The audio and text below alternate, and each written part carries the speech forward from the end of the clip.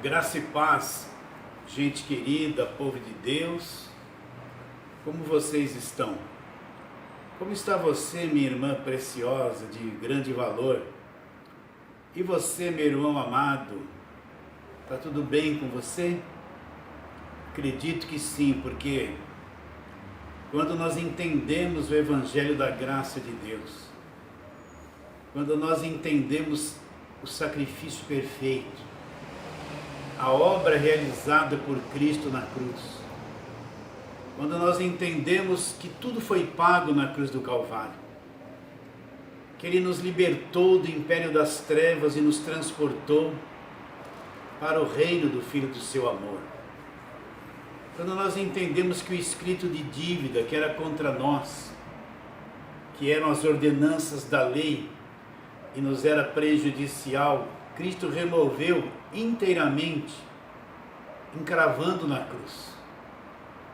Quando eu entendo que fui justificado e na cruz eu fui inocentado, Deus olha para mim agora e me vê sem culpa, justificado, com o nome limpo, totalmente santificado por aquilo que veio da cruz. Quando nós entendemos essas coisas, nós podemos até ter dificuldades do lado de fora, podemos enfrentar a adversidade, temos problemas, mas quando entendemos isso aqui dentro de nós, existe uma paz, uma segurança, uma confiança, uma grande convicção, uma fé trazida pelo conhecimento da verdade, que nos torna pessoas inabaláveis. O que é uma pessoa inabalável? É uma pessoa que passe por o que tiver que passar, sejam coisas difíceis, coisas estreitas, sejam coisas que lhe tragam dor, sofrimento, até necessidade. Mas lá dentro dela ela é uma pessoa inabalável. Por quê? Porque estas coisas não tiram a fé dela. Estas coisas são externas, mas lá no espírito ela permanece na convicção. Ela não é aquela pessoa que vai choramingar, se sentir desorientada, se sentir desamparada. Não. Ela tem fé, ela conhece a verdade. Ela está preparada para enfrentar todas as adversidades da vida, sendo grandes ou pequenas, tendo muito, tendo pouco, não tendo nada. Lá dentro dela ela tem o conhecimento e ela é inabalável, firme na fé. Por isso que quando nós compreendemos o Evangelho da graça de Deus, esse conhecimento constrói esta verdade dentro de nós. E esse é o meu alvo. Quando eu venho aqui para produzir esta live, o meu interesse é você. Eu não venho aqui para receber algum elogio. Eu não venho aqui com interesse que o meu canal cresça. Você pode ver que eu não peço para ninguém ficar dando like, se inscrever. Isso aí é tudo secundário. Eu não quero que você me ache que eu seja alguma coisa. Não. Tudo isso é coisa humana, faz parte da natureza caída. Cada vez que nós estamos aqui produzindo essa live, o alvo é você. E nós queremos que você entenda a verdade, amadureça, cresça no conhecimento e na graça, de nosso Senhor Jesus Cristo. E você se desprenda da religiosidade. Deixe as raízes religiosas da religião evangélica se soltarem todas, para que você alcance essa maturidade de se tornar uma pessoa inabalável. Esse é o desejo do meu coração. O desejo do meu coração é que cada um de vocês que nos acompanha, cada um de vocês que recebe essa voz, cada um de vocês que se apegou a nós, não que sejamos importantes, não somos, mas cada um de vocês que tiver os olhos iluminados. Esse é o nosso objetivo, enxergar isso em você, saber que isso está acontecendo com você, sabendo que você está crescendo em maturidade, deixando as coisas de menino, deixando as coisas de criança, crescendo por dentro, crescendo na mente, na forma de pensar, de entender o Evangelho da graça de Deus. Esse é o nosso objetivo. E se isso acontecer com você, eu já alcancei o maior prêmio, a maior riqueza que um homem pode alcançar nesta vida. E é para isso que estamos aqui, meu querido irmão, minha querida irmã, gente preciosa, para sermos uma voz, somente isso, um colaborador da tua fé. Então vamos à palavra de hoje, vamos dar continuidade ao capítulo 3 de Gálatas. Estou aqui com a Bíblia aberta, Gálatas capítulo 3, e nós vamos ler do versículo 23 até o versículo 29. Então preste muita atenção nisso. Mas antes que viesse a fé, estávamos sob a tutela da lei e nela encerrados, para essa fé que de futuro havia de revelar-se, de maneira que a lei nos serviu de condutor a Cristo, a fim de que fôssemos justificados por fé. Mas tendo vindo a fé, já não estamos mais subordinados ao condutor, ao aio, pois todos vós sois filhos de Deus, mediante a fé em Jesus Cristo. Porque todos quantos fostes batizados em Cristo, de Cristo vos revestistes. Dessarte não pode haver judeu, nem grego, nem escravo, nem liberto, nem homem, nem mulher, porque todos vós sois um em Cristo. E se sois de Cristo, também sois descendentes de Abraão e herdeiros segundo a promessa. Então vamos aquela rápida explicação para relembrarmos por que Paulo escreveu esta carta aos Gálatas, o que aconteceu com os Gálatas. Paulo foi para as regiões da Galácia, fundou igrejas. E o que Paulo ensinou nas igrejas da Galácia? Paulo ensinou o Evangelho da graça de Deus, ensinou a obra da cruz. Começando o capítulo 3, Paulo fala que expôs diante deles o Cristo crucificado. Paulo expôs tudo aquilo que aconteceu na cruz. Falou da graça, da justificação, da redenção. E quando Paulo se ausentou da igreja, chegaram lá o pessoal da lei. Vou falar assim na nossa linguagem, o pessoal do Velho Testamento, pessoal que só vive no Velho Testamento, pessoal que pratica as festas judaicas, que tem réplica de Arca da Aliança, pessoal que quer guardar sábado, pessoal que só prega o Velho Testamento. Esse pessoal se introduziu na igreja dos Gálatas e disseram isso para os Gálatas: não, isso aí que Paulo ensinou é incompleto. Só o que Cristo fez na cruz é insuficiente. Vocês precisam observar a lei, precisam se circuncidar, guardar sábado, praticar as festas da lei, guardar os rituais religiosos da lei. E o que aconteceu com os Gálatas? Ao invés deles permanecerem firmes no Evangelho da graça de Deus, eles pouco a pouco foram se corrompendo, sendo influenciados por essa gente.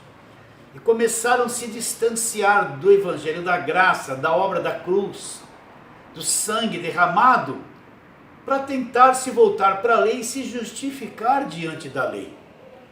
Eles caíram num grande engano como hoje. Preste muita atenção. Eu repito muito isso para ficar memorizado. Como hoje nós vemos, a maior parte das igrejas só pregam o Velho Testamento. Elas só ensinam o Velho Testamento. Olha o nome das campanhas deles: Velho Testamento. Tem igrejas que todo ano é o ano de um personagem do Velho Testamento. E o que eles pregam é Abraão, Isaac, Jacó, José, todo aquele ritual, Isaías, Jeremias, aquele ritual, aquele ensino todo da lei, e quer levar a igreja que é a igreja do Novo Testamento para o Velho Testamento. Repare bem, olha o nome das campanhas que eles fazem, olha os rituais que eles fazem. Você liga o rádio e vai ouvir uma pregação, Velho Testamento. Liga a televisão, o nome da campanha, Velho Testamento. Eles não passam pela cruz e escravizam as pessoas na velha aliança. Então aconteceu isso com os Gálatas. Então Paulo diz no capítulo 1, versículo de número 6, estou admirado que vocês tão depressa, eu nem bem edifiquei a igreja com vocês, ensinei tudo que devia, tão depressa vocês estão passando da graça de Cristo para outro evangelho, o qual não é outro, senão alguns que vos perturbam e querem perverter o evangelho de Cristo. O que é perverter o evangelho de Cristo? É quando eu trago o Velho Testamento, presta atenção, eu sei que uma boa parte de pessoas discordam disso, mas você que teve os olhos iluminados, você entende o que eu estou dizendo, eu sei que você entende. Então o que é um evangelho pervertido? É quando eu deixo a pureza da graça de lado, eu deixo a pureza da obra da cruz, do sacrifício perfeito, do Cristo crucificado, do Cristo ressuscitado. É quando eu deixo as cartas de Paulo e começo a trazer o Velho Testamento e misturar com o Evangelho da graça de Deus. Eu faço uma mistura. Então o Evangelho da graça de Deus vai perdendo a pureza, vai sendo introduzido hábitos do Velho Testamento, pensamentos do Velho Testamento, coisas da lei, rituais da lei. Quando você vai ver, o Evangelho da Graça perdeu a pureza. A pessoa fala que é a igreja de Jesus Cristo, mas o que ela prega é só o Velho Testamento. Perverteu o Evangelho. Eles escondem a obra da cruz, escondem o sangue derramado, tudo que foi feito, escondem a obra de Deus.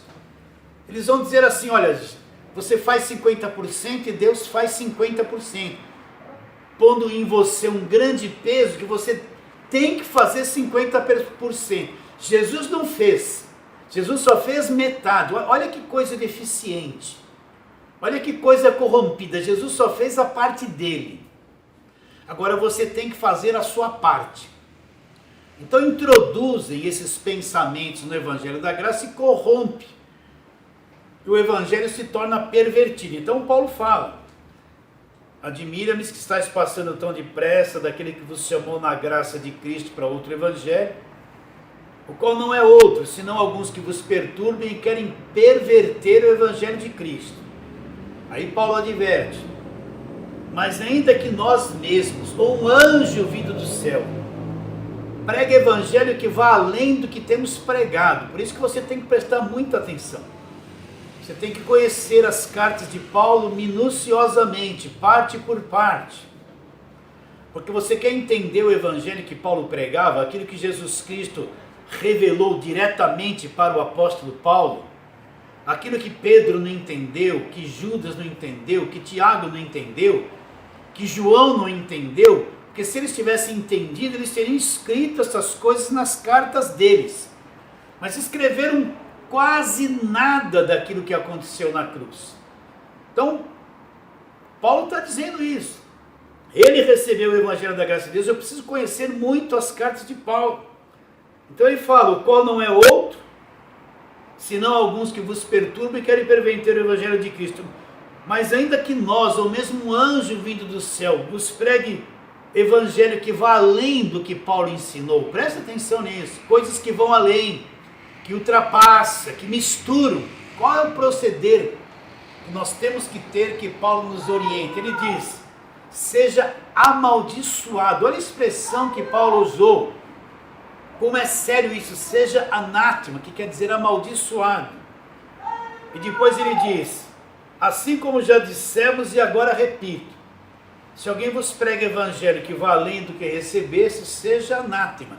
E aí ele vai escrever essa carta mostrando para os Gálatas o erro que eles cometeram, as falhas e caminhos errados que eles cometeram. Eles deixaram a graça de Deus de lado, tentando se justificar por obras, e ele vai discorrendo em diversos assuntos.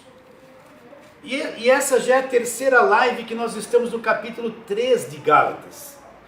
E o que nós lemos aqui? Antes de ler e falar sobre o que nós lemos, eu oriento você que assista as duas lives anteriores.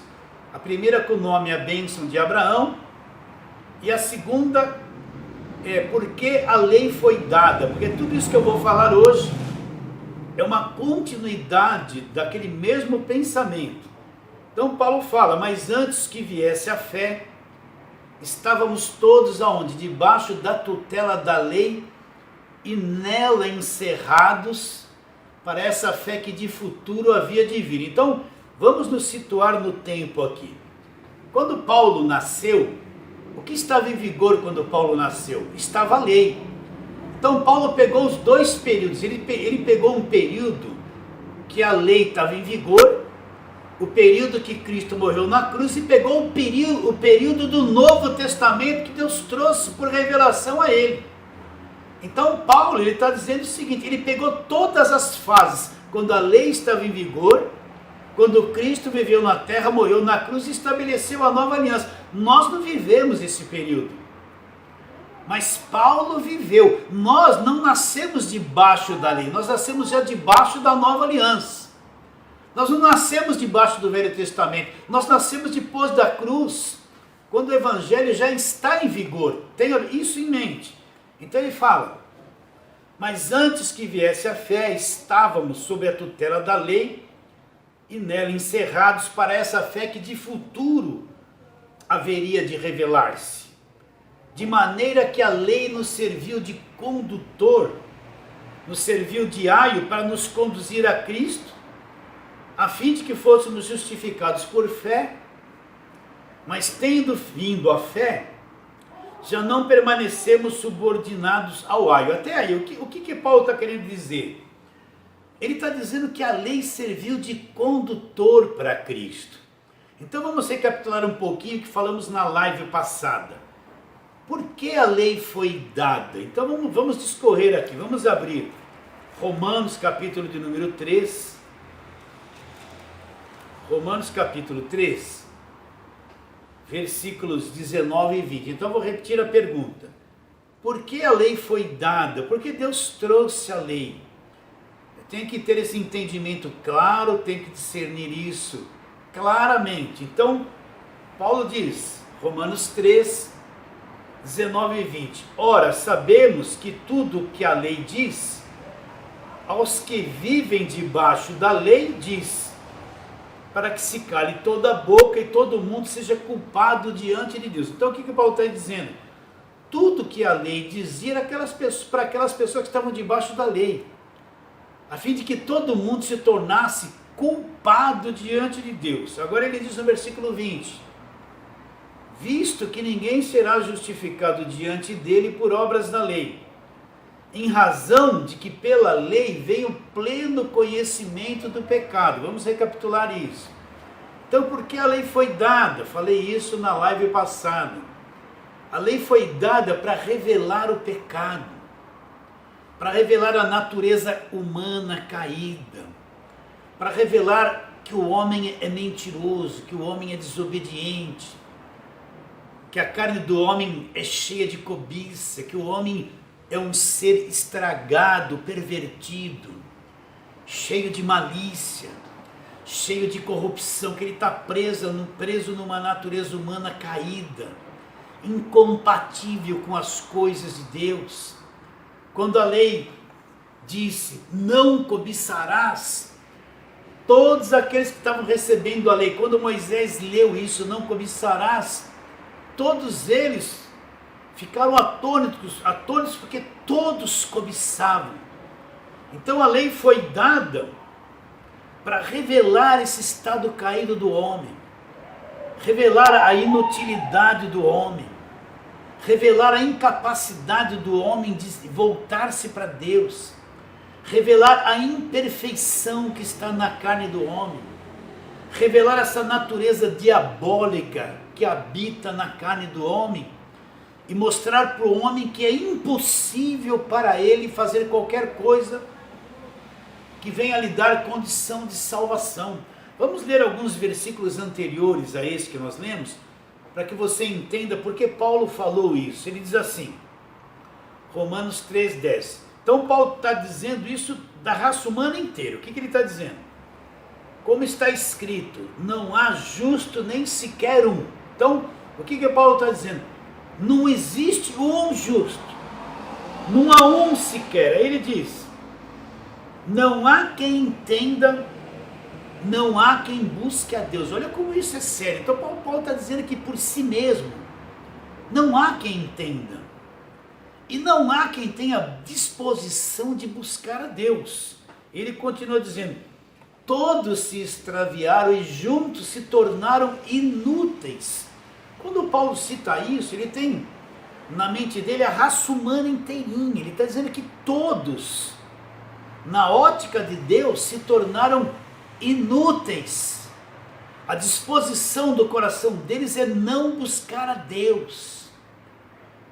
Não há um justo, não há ninguém qualificado diante de Deus. Ele continua dizendo, a garganta deles, quando eles falam, é um sepulcro aberto. Com a língua eles urdem engano. E aí eles falam, veneno de víbora estão os seus lábios. Ele fala que quando o homem fala, a coisa é venenosa. Será que você entende isso? A boca eles a têm cheia de maldição e amargura. Os seus pés velozes para derramar sangue. Nos seus caminhos a destruição e miséria. Desconhece o caminho da paz. Não há temor de Deus diante dos seus olhos. Então, Paulo está dando um retrato daquilo que o homem é.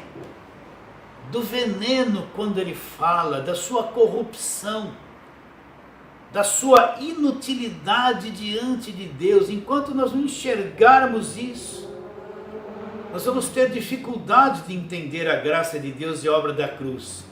Enquanto a pessoa achar que na carne ela é um pouquinho boa, ela é um pouquinho santa por si mesma, ela tem um pouquinho de coisa boa, ela é um pouquinho melhor que os outros, isso é um veneno terrível. Enquanto o homem achar que é alguma coisa, ele não vai ter condições de entender o evangelho da graça de Deus, porque ele acredita que ele pode produzir alguma coisa boa.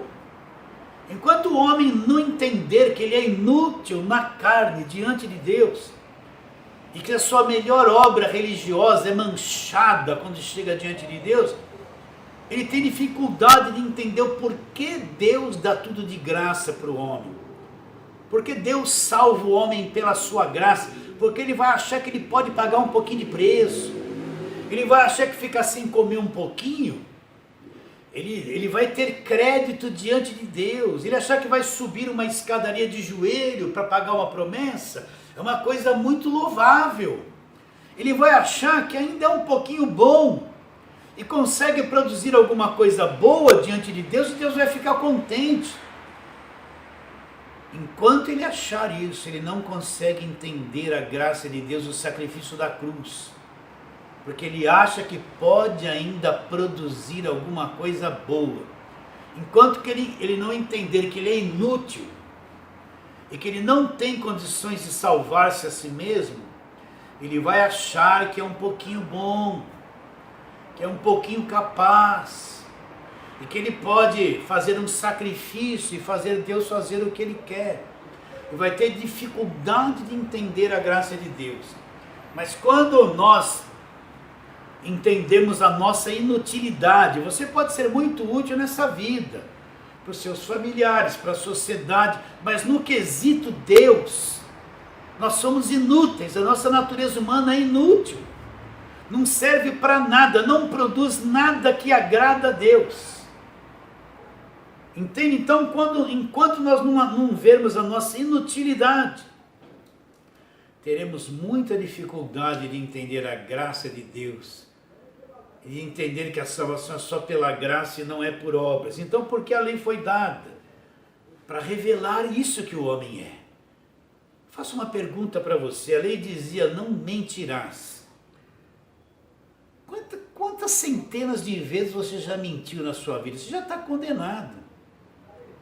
né? A lei diz não cobiçar a mulher do próximo. Falo para você, homem, que se acha santo, duvido que nunca na sua vida você cobiçou a mulher do próximo. Viu uma mulher bonita e teve um desejo por ela. Duvido, porque a tua natureza produz isso. Duvido você, minha irmã, que não corta o cabelo, fala que é santa, um saião comprido, que você nunca mentiu na vida. Duvido. Aquele que tiver sem pecado, atire a primeira pedra. Era isso que Jesus falaria para cada um de nós. Então todos nós somos defeituosos e a lei veio para mostrar isso. Vamos ver outros textos aqui. Estamos em Romanos capítulo 7. Vamos ler aqui, versículo 7. Ele faz uma pergunta: que diremos, pois, é a lei pecado? Ele mesmo responde: de modo nenhum. Mas eu não teria conhecido o pecado se não fosse por intermédio da lei. Pois eu não teria conhecido a cobiça se a lei não dissesse, não cobiçarás. Então o que Paulo está dizendo? Que a lei veio aclarar o que é pecado, aclarar o defeito da raça humana, aclarar que o homem é totalmente descompensado, atrapalhado e corrompido aos olhos de Deus. Então olha o que ele fala no versículo de número 8.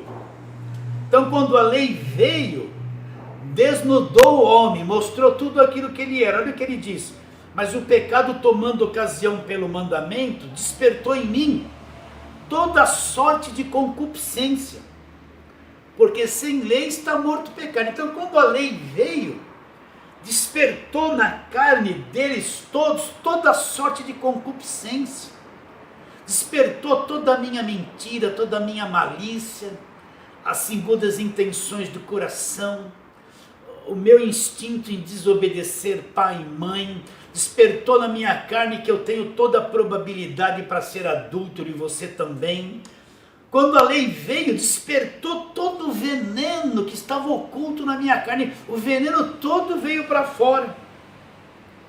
Então a lei foi um despertador. Quando a lei vem, ela desperta os defeitos do homem e mostra a incapacidade do homem de produzir qualquer coisa boa para Deus. Aí ele continua dizendo a decepção que ele teve. Então ele fala assim: e o mandamento que eu achei que ia me dar vida, e o mandamento que eu achei que ia me dar vida, eu verifiquei que esse mesmo se tornou em morte para mim. Porque quando a lei veio, despertou toda a concupiscência da nossa carne, ela provou que nós estávamos mortos, inúteis para Deus. Ela provou a nossa incapacidade de produzir qualquer coisa para sermos salvos. Quando a lei veio, despertou toda a concupiscência em mim, ela mostrou e provou que eu estou muito afastado de Deus, totalmente inútil aos olhos de Deus. Então Paulo fala: o mandamento que eu achei que ia me dar vida, aconteceu ao contrário, ele me deu morte, ele foi uma sentença de morte para mim. Será que você entende? Deixa eu falar uma coisa para você: a vida que você tem na tua carne, nós que estamos na carne, nós achamos que essa vida é vida. Mas aos olhos de Deus, a vida que nós temos na carne é morte. É morte. Quando Adão comeu do fruto, Deus disse para ele: se você comer, vai morrer. Ele comeu e morreu. E continuou vivo. Então quando Deus olha para cada um de nós, o que acontece? Essa vida que nós temos na carne é morte. É morte. Para nós é vida. Mas se comparar com o nível da vida de Deus, é morte, meu irmão.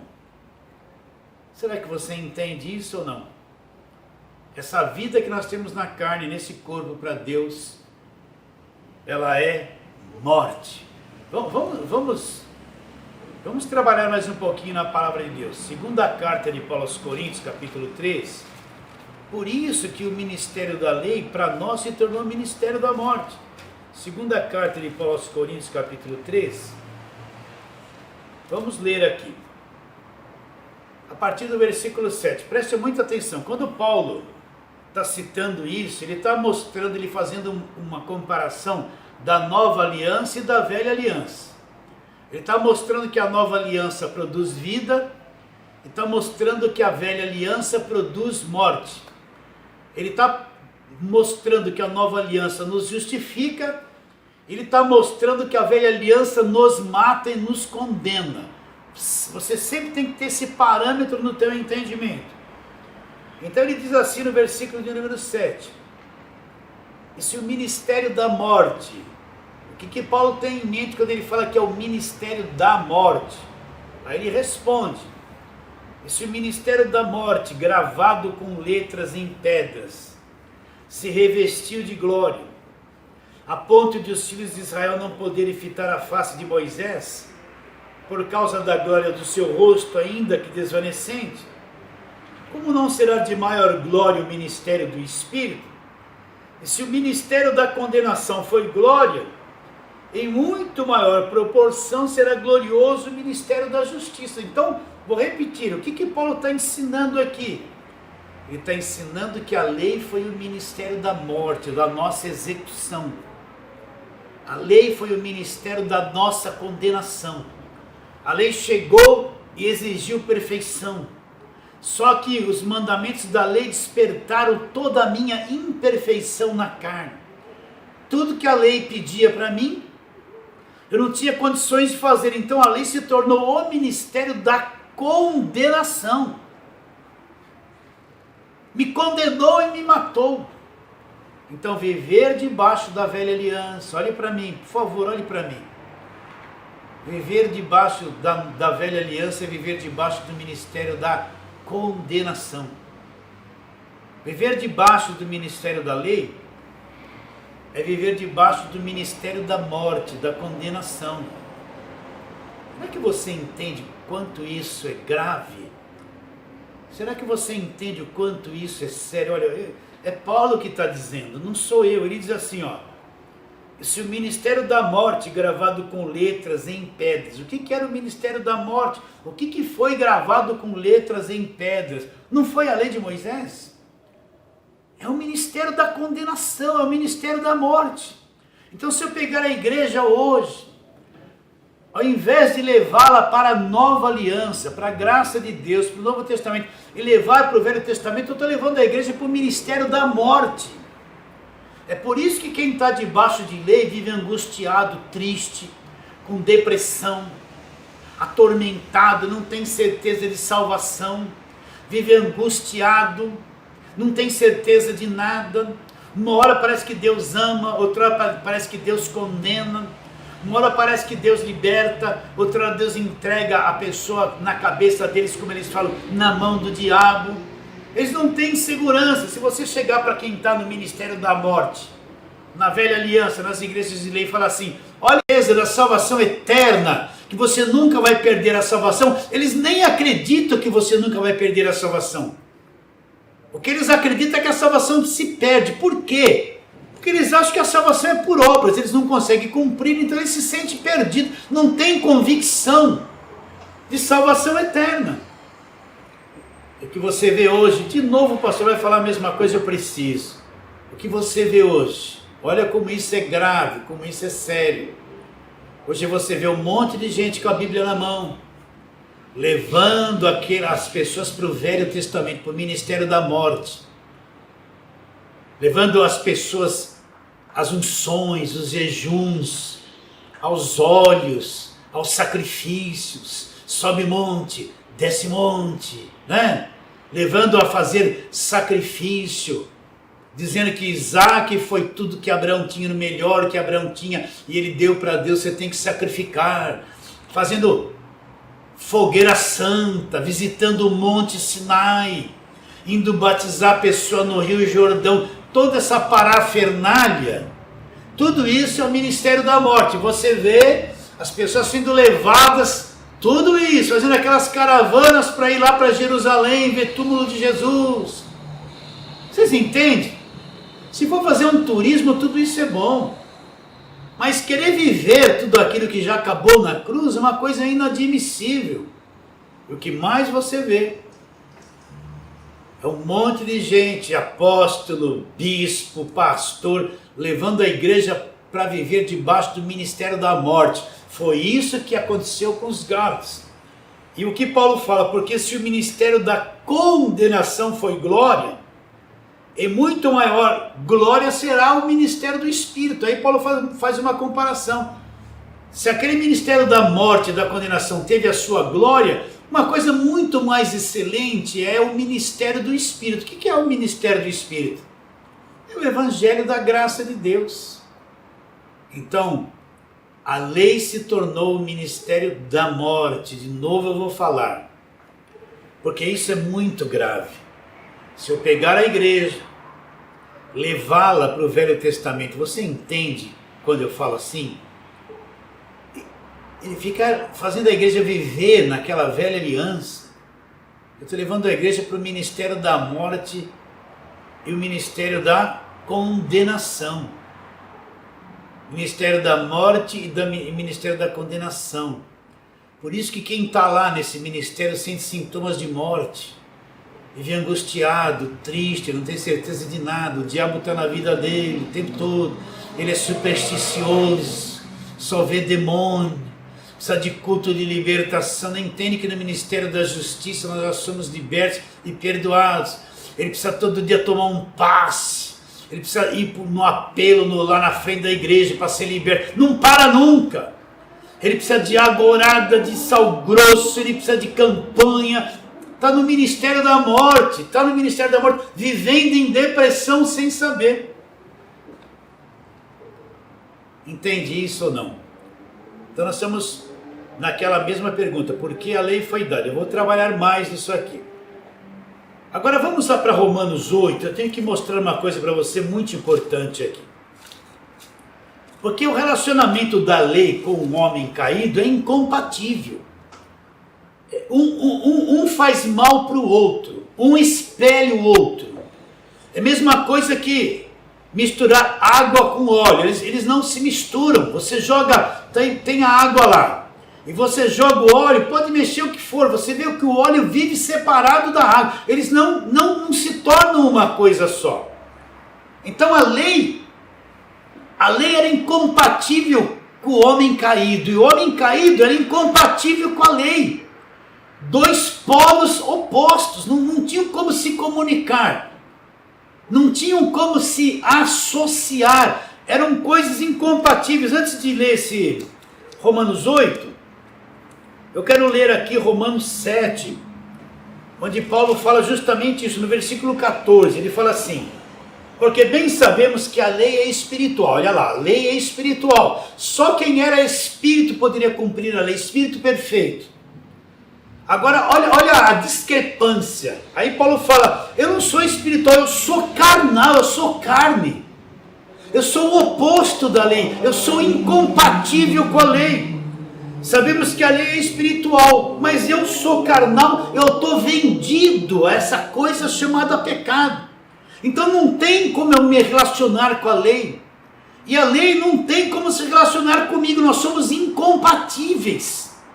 Não tem como termos um bom relacionamento. O problema de um do outro é que um me executa e eu sou executado. Não tem como conviver junto. Está entendendo isso? Vamos trabalhar nisso aqui. Romanos capítulo 8. Vamos ler o versículo 1, 2, mas a tônica é o 3. Diz assim: agora, pois, nenhuma condenação existe para aqueles que estão em Cristo Jesus. Por que, Paulo? Mudou a lei, porque a lei do Espírito da vida em Cristo, onde nós estamos, me libertou da lei do pecado e da morte. Qual é a lei do pecado e da morte? A lei de Moisés, a lei que acusava o pecado, que executava e me matava. Então a lei da vida entrou em mim, que é o ministério da nova aliança, e me libertou da lei do pecado e da morte. Agora ele mostra uma coisa muito reveladora nesse versículo 13, ele diz: porquanto que for impossível a lei, presta atenção, era impossível a lei. Por que era impossível a lei? Porque a lei estava enferma pela carne. Como que a lei estava enferma pela carne? É isso que eu acabei de dizer. Duas coisas incompatíveis. A lei não se dava com a carne, e a carne não se dá com a lei, são incompatíveis. Se tentar misturar, cria uma ferida.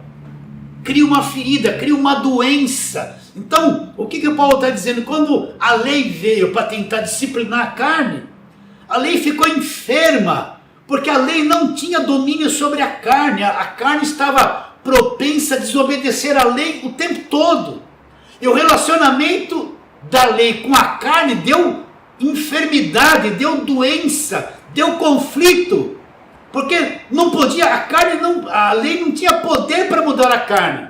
E a carne não tinha poder para obedecer à lei. Então a lei ficou doente por causa da carne, ficou enferma. Será que você entende isso? É que nem quando entra um vírus, um elemento estranho no teu corpo, um vírusinho e você fica febril, né?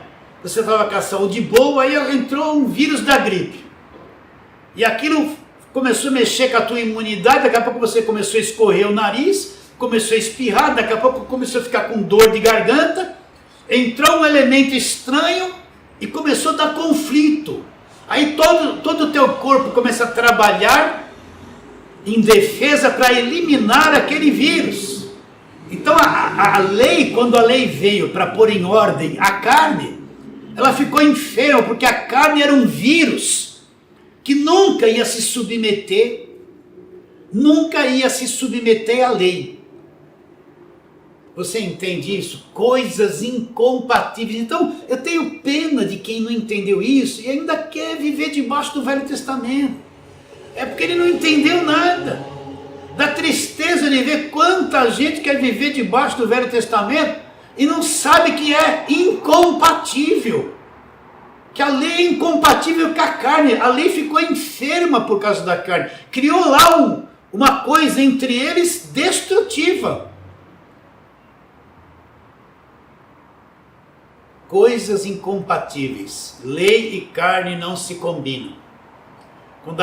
Quando a lei veio para pedir perfeição da carne, a carne imediatamente se voltou contra a lei, dizendo: não tenho condições de obedecer. Então começou esse atrito de lei com a carne. E não resolveu o problema. E o que aconteceu? Deixa eu dar um exemplo aqui, agora que nós chegamos na conversa. A conversa é que a lei nos conduziu a Cristo. Eu vou dar um exemplo aqui, quem sabe você entenda claramente. Na minha adolescência eu tive muitas espinhas no rosto, né? Tinha um tal lá de acnase, deve ter até hoje. E eu gastei tubos daquilo lá, mas as espinhas nunca desapareciam. Eu lembro que eu acordava de manhã com cada espinha na testa, né? E você que não teve espinha talvez não entenda isso, mas quem teve vai entender. Eu acordava de manhã com espinhas na testa, com as pontas cheias de pus amarelinha. E eu lembro que eu chegava no espelho assim, apertava e saía aquele pus e acertava o espelho. Aquilo era inacreditável de tanta espinha que eu tinha. E o rosto aqui nas bochechas cheio daquelas bolinhas vermelhas, eu espremia aquilo saía o pus, e aquele elemento estranho, aquele pus que estava aqui, ele era expelido, direcionado para ir para fora. Então quando eu falo que a lei foi um condutor para Cristo, é justamente isso. A lei não suportou a carne. Eu estou falando assim de uma forma simples para você entender. É como uma espinha que nascesse na lei. A carne era um elemento estranho. O que a lei fez? A lei incompatível com a carne, ela expurgou, ela espremeu e mandou a carne ir em direção a Cristo, dizendo assim: não, comigo você não dá. Só Cristo pode resolver o seu problema. Comigo eu vou te condenar, você é elemento estranho, eu vou espremer, eu vou expurgar, porque eu não combino com você. Então é como se a lei nos espremesse, nos expelisse e mandasse para um caminho certo. Qual é? A lei se tornou um condutor para nós chegarmos a Cristo. Expeliu o elemento estranho. Então a lei estava enferma, ela expeliu a carne.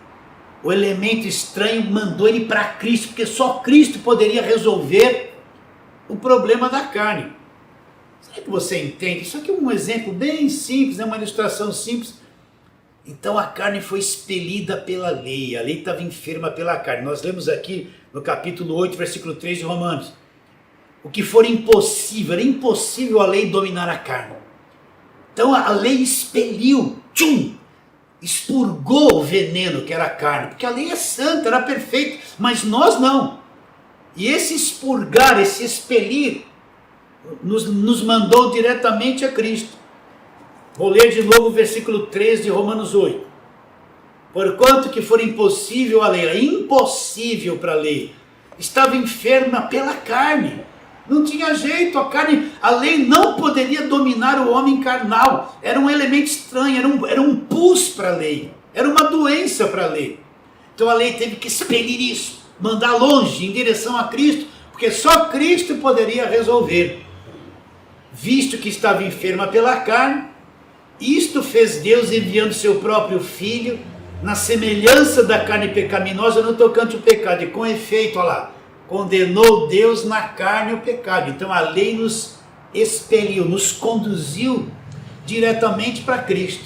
Porque só Cristo poderia resolver a situação desse homem pecador humano da carne. A lei adoeceu, era incompatível. Você está entendendo ou não? Então a lei teve a sua utilidade? Teve. Mas a lei expurgou-nos para Cristo, nos conduziu a Cristo. Cristo vem e põe um fim na lei, acabou a lei, porque agora nós chegamos a Cristo. Vamos lá voltar para Gálatas capítulo 3 para explicarmos isso. Nós estamos falando para você. Então, Gálatas capítulo 3, do versículo 23 em diante. Olha lá, agora vamos entrar no assunto. Mas antes que viesse a fé, estávamos todos sob a tutela da lei e nela encerrados. Havia uma enfermidade entre lei e carne. A coisa estava encerrada, a lei estava enferma. Aí ele fala assim, de maneira que a lei nos serviu de condutor. Então o que a lei fez?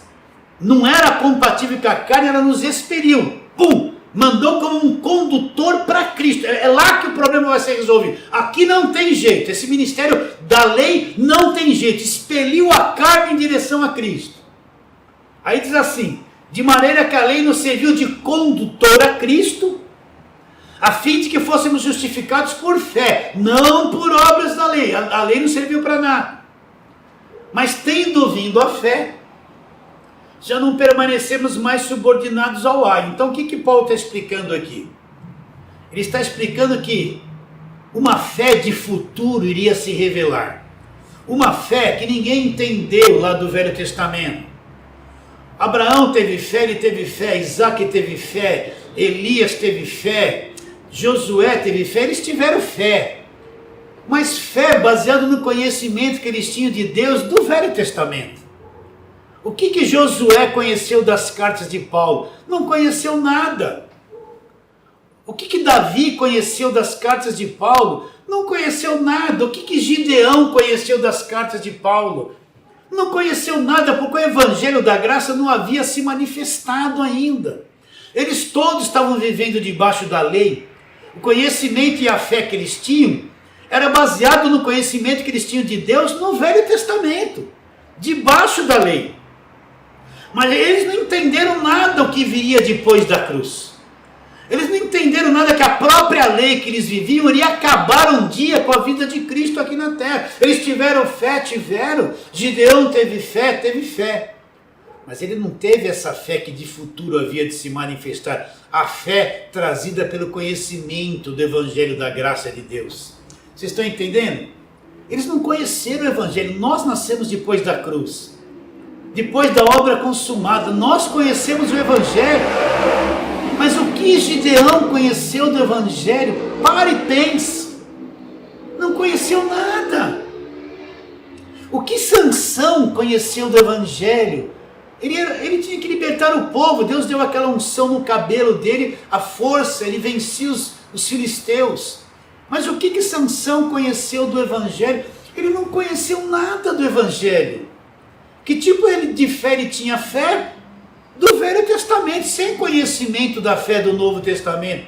Josué entrou, derrubou Jericó, derrubou. Lá em Hebreus fala que eles derrubaram as mulheres pela fé. E foi pela fé. Mas o que Josué entendeu da graça de Deus, da nova aliança, da justificação, da redenção, do Espírito Santo, da nossa filiação, do sangue da cruz. Ele não entendeu nada, esse conhecimento não havia se manifestado no tempo deles. Então olha o que Paulo fala.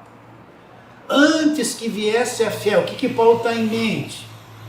Que uma fé de futuro, trazida pelo conhecimento do Evangelho. Eu já falei muito isso aqui. Uma fé com conhecimento novo. Cristo viria para a terra, iria morrer na cruz, ele ia estabelecer a igreja, o Evangelho ia ser revelado. E traria este conhecimento e produziria esta fé. Então Paulo fala, antes que viesse esta fé, nós estávamos todos encerrados debaixo da tutela da lei. O conflito havia, a lei enferma pela carne, a lei querendo expurgar esse homem carnal, porque era incompatível lei e a carne, não se combinavam. Aí fala, de modo que a lei, não, vou ler de novo, mas antes que viesse a fé, estávamos sob a tutela da lei e nela encerrados para essa fé que de futuro havia de se manifestar.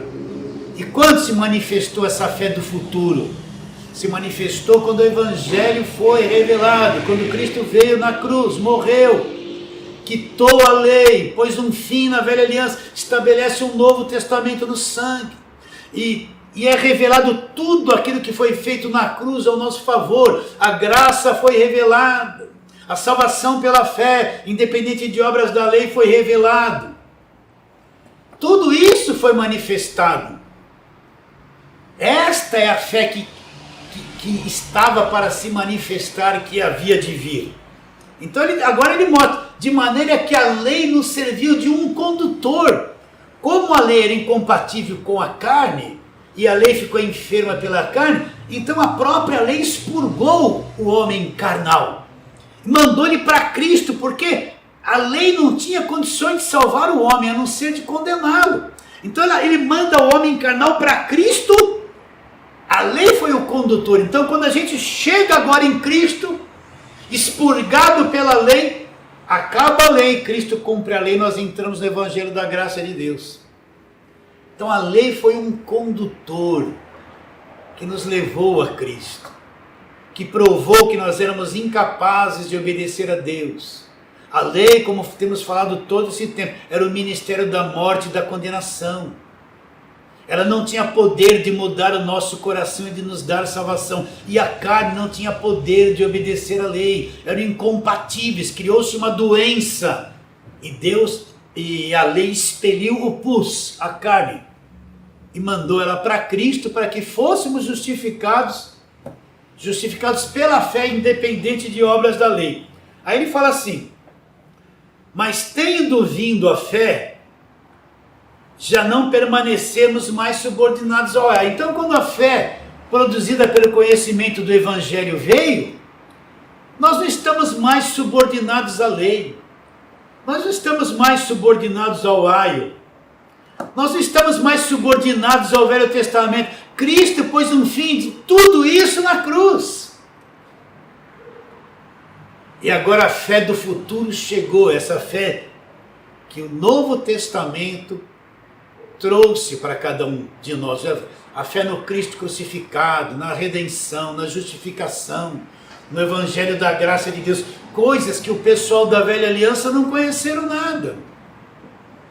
Nós estamos na fé do futuro que havia de vir. Será que você entende isso, meu irmão, minha irmã? Então, a fé foi um condutor, é isso que eu quero que você entenda. A fé é incompatível com a carne, expurgou a carne. Foi um condutor para mandar o homem carnal, só Cristo poderia resolver o problema da carne, o problema do homem carnal. Então Cristo vem, ele assumiu um corpo de carne, ele era perfeito, ele cumpriu a lei e pôs um fim na velha aliança na cruz. Por isso que Paulo fala em Romanos 10:4, porque o fim da lei é Cristo para a justiça de todo aquele que acredita.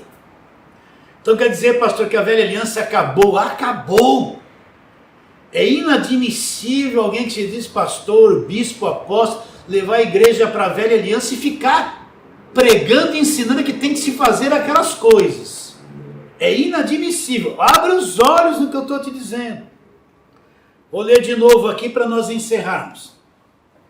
Mas antes que viesse a fé, nós estávamos sob a tutela da lei e nela encerrados, aguardando essa fé de futuro que havia de se revelar. Essa fé de futuro é a fé trazida pelo conhecimento do Evangelho. De maneira que a lei nos serviu de condutor. Para quê? Para que fôssemos justificados pela fé em Cristo. Para que fôssemos justificados diante de Deus pela fé em Cristo. Não por obras da lei. Mas tendo vindo a fé, quando Cristo vem, morre na cruz, faz a obra completa e perfeita, revela a nova aliança, essa fé, esse conhecimento novo que produz fé veio. Quando essa fé chegou, o que acontece? Mas tendo vindo a fé, não permanecemos mais subordinados à lei. Quando essa fé, esse conhecimento da nova aliança vem, nós não estamos mais subordinados à lei, vivendo debaixo da lei. A lei não serve para nada. Continuando. Agora Paulo fala. Você acredita em Cristo de todo o coração? Pois todos vós sois filhos de Deus. Como? Mediante a fé em Cristo, independente de obras da lei. Como é que nós somos salvos? Efésios 2:8, porque pela graça sois salvos mediante a fé.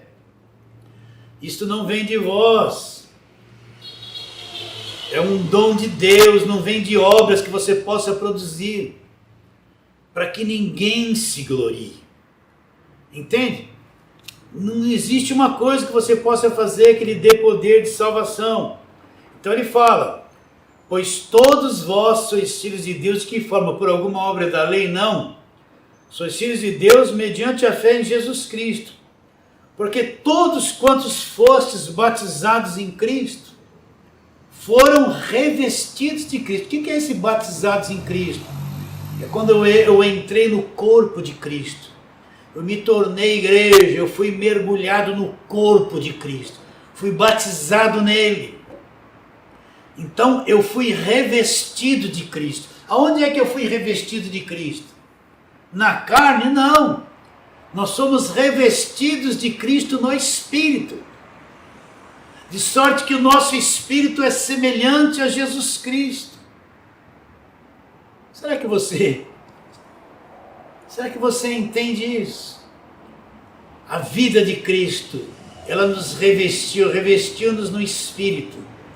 Então todos nós fomos revestidos de Cristo, temos a vida eterna, um Espírito salvo, nós somos Espírito. A semelhança de Jesus Cristo, a vida dele está em nosso Espírito, nós já temos a imortalidade no nosso Espírito. Então todos quantos fostes batizados em Cristo, de Cristo vos revestistes. E não tem acepção de pessoas, olha o que ele diz. Dessarte não pode haver judeu, nem grego, nem escravo, nem liberto, nem homem, nem mulher, porque todos vós sois um em Cristo Jesus. Então, a lei nos conduziu a Cristo, a fé que de futuro havia de se manifestar, se manifestou, nós somos salvos em Cristo e todos nós que cremos neste Evangelho da graça de Deus, nós somos um em Cristo. Pode ser rico, pobre, gordo, magro, cabelo, careca, todos nós fomos unificados, nós fomos revestidos de Cristo, nós nos tornamos um em Cristo. Será que você entende isso? Por isso que eu te chamo de irmão e irmã, porque nós somos um em Cristo, nós fazemos parte de um corpo só. Em espírito nós estamos ligados. Em espírito nós temos a mesma vida de Deus. Em espírito nós temos a verdadeira unidade. Nós não somos separados. Mesmo que você esteja aí no Amapá. De vez em quando eu recebo o WhatsApp lá do Amapá, de Macapá. Mesmo que eu nem sei quem você é, no espírito nós somos um. Nós temos essa unidade, nós fazemos parte de Cristo. Somos revestidos de Cristo. Esta é a verdadeira igreja de Jesus Cristo, essa igreja no Espírito, independente de placa, de nome, essa é a verdadeira igreja e não está escravizada pela lei. e não está escravizada pela religião evangélica. Não está. A verdadeira igreja é liberta totalmente do império das trevas. Esses sois de Cristo, olha que Paulo fala. Sois também descendentes de Abraão e herdeiros segundo a promessa. Então ele fala assim, se vocês são de Cristo, vocês são descendentes de Abraão, através de Cristo. Nós somos herdeiros segundo a promessa. Agora, qual foi a promessa que Deus fez para Abraão? A maior parte das pessoas fala assim, Abraão era rico, é a riqueza física de Abraão. Não, não é. A bênção de Abraão, sabe qual é o que Paulo revela em Gálatas? É receber o Espírito prometido, é o Espírito Santo habitando em nós. Essa era a bênção de Abraão, que seria transmitida a toda a descendência de Abraão, através do descendente, e Deus cumpriria a promessa que fez a Abraão, em ti serão abençoadas todas as famílias da terra. Como seria abençoada todas as famílias da terra? Através do descendente que era Cristo, que é Cristo. Ele traria a bênção de Abraão através do Evangelho. E qual é a bênção de Abraão? Vou ler aqui, Gálatas 3:13 em diante. Cristo nos resgatou da maldição da lei, fazendo-se Ele próprio maldição em nosso lugar.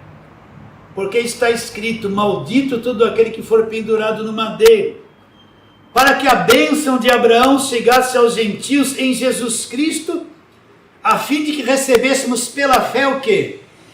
O Espírito prometido. Então a bênção de Abraão nada mais é que o Espírito prometido. Essa era a bênção de Abraão. Por isso que hoje eu e você nos tornamos a verdadeira igreja de Deus, santuário de Deus, templos do Espírito Santo. Por isso que igreja não é 4 paredes, não é uma denominação particular de uma liderança. A igreja verdadeira é livre de tudo isso. E a bênção de Abraão nos alcançou através de Cristo. E qual é?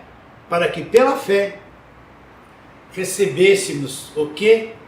O Espírito prometido. Então aquela bênção que Deus prometeu a Abraão lá em Gênesis 12. Em ti serão abençoadas todas as famílias da terra.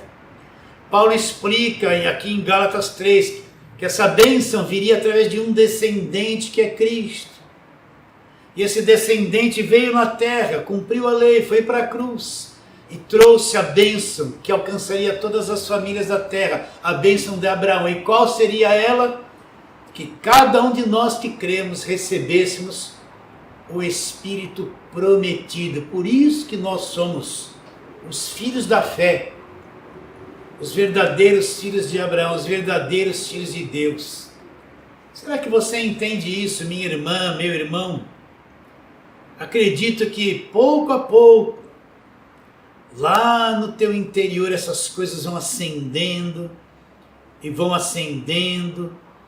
você vai acordando para uma profundidade, para uma grandeza que é o Evangelho da Graça de Deus, renovando a mente, entrando numa nova dimensão de conhecimento, limpando toda a velharia da religião, né? E aí sim é que vem a verdadeira transformação. O que Paulo diz? Transformai-vos como? Pela renovação, pelo novo conhecimento que o Evangelho traz. O que é que renova a mente? O que renova a mente é o conhecimento do Evangelho da Graça de Deus. Transformai-vos pela renovação do vosso conhecimento, do vosso entendimento, para que experimenteis o quê? Qual é a boa, agradável e perfeita vontade de Deus. Quando eu tenho a mente renovada, então eu vou entender através do Evangelho a boa, agradável e perfeita vontade de Deus. Foi uma alegria muito grande estar com você, meu querido irmão, minha querida irmã. Quero declarar que eu vos amo muito e tenho um grande interesse na tua vida. Nunca esqueça isso. O meu interesse não está naquilo que você tem. O meu interesse é por você, que você entenda cada vez mais a grandeza deste Evangelho da Graça de Deus. E vamos ficando por aqui, em nome de Jesus.